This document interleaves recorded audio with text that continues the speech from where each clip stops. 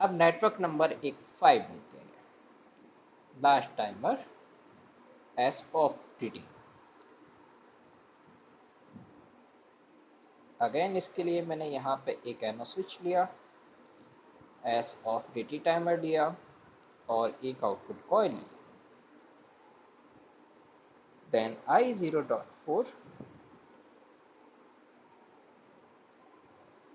T4 Q 0.4 S5T hash 10S.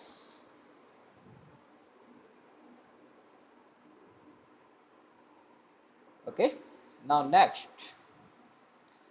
go to download the program. Yes, online mode, then check it your simulation, then go to run program.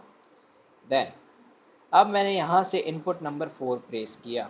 4 को press करते ही आपका output on हो गया और मैं इसे बंद कर देता हूँ। जब आप इसे बंद करोगे तब उसके बाद आपने जो टाइमिंग दिया है उस टाइमिंग को ये कंप्लीट करने के बाद आपके आउटपुट को बंद कर देगा। ठीक है, वापस से देखिए।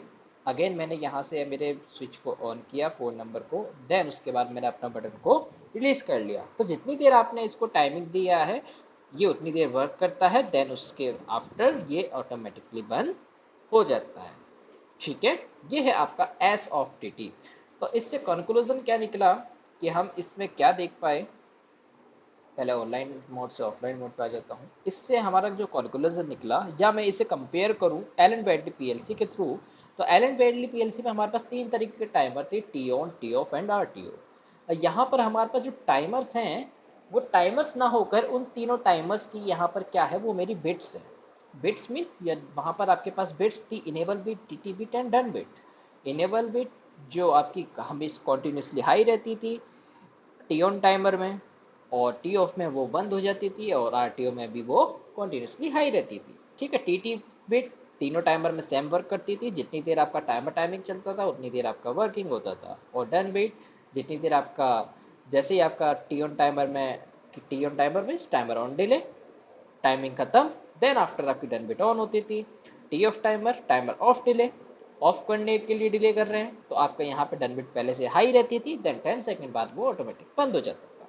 और RTO timer, retentive timer on, work as an T on timer, सिर्फ ये क्या करता है, वैल्यू को पॉज करता है। अब यहाँ पर हम बात करें S pulse timer. S pulse timer में क्या हुआ आपका, जब तक आपने स्विच को ऑन करके रखा, यानी इसको एक पल्स चाहिए कॉन्टिन्यूसली हाई होने के लिए, पल्स को हाई करने के लिए, तो ये तभी आपकी वर्क करती रहेगी, कंटिन्यूस आपकी चलती रहेगी जब तक इसे पल्स मिलेगी, जब तक ये वर्क करेगी।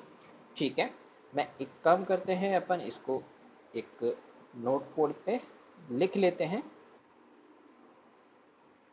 देखिए यहाँ पे मैंने स्टार्ट किया आपका फर्स्ट नंबर का जो टाइमर था वो था आपका S pulse timer. S pulse timer आपका जो वर्क कर रहा है वो किसकी तरह वर्क कर रहा है, आपका टाइमर जो इसमें पल्स जनरेट होती है आपकी किसकी तरह वर्क कर रही है, वो टीओन टाइमर के, टीओन टाइमर में इनेबल बिट की तरह वो वर्क करती है, एन बिट की तरह वर्क करती है। ठीक है, एन बिट पर। देन सेकंड जो टाइमर है आपका, सेकंड टाइमर था S P x T timer.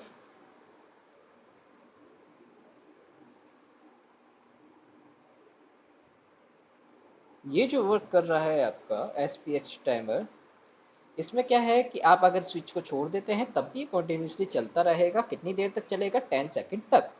ठीक है, तो ये वर्क जो कर रहा है वो आपका जो वर्क कर रहा है ये टीओन टाइमर की ही, टीओन टाइमर में ही आपकी जो टीटी बिट होती है, टाइमर टाइमिंग बिट की तरह ये क्या कर रहा है, वर्क कर रहा है। टीटी बिट जितनी देर आपका टाइमर चलेगा उतनी देर आपका आउटपुट चलेगा। देन थर्ड टाइमर है आपका S O D T timer. S O D T timer में आपका क्या होता है, इसको कंटिन्यूसली एक बिट चाहिए आईओडी के लिए। ठीक है, तो ये आफ्टर 10 सेकेंड आउटपुट को ऑन कर रही थी। तो ये भी क्या है आपका टी ऑन टाइमर में, टी ऑन टाइमर की ही ये कौन सी बिट है आपकी, D N bit, means done bit.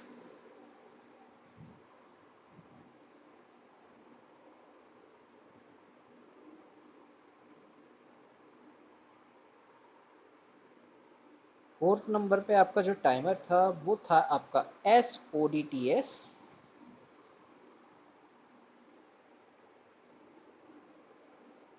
ये टाइमर जो है आपका वर्क कर रहा है उसी की तरह, बट यहाँ पे इसको पल्स नहीं चाहिए ऑन होने के लिए, आप यहाँ पे इसको छोड़ सकते हैं वापस से। ठीक है, यहाँ पर आप इसको छोड़ देंगे तो ये भी आपका टी ऑन टाइमर की ही डन बिट ही है एक तरीके की।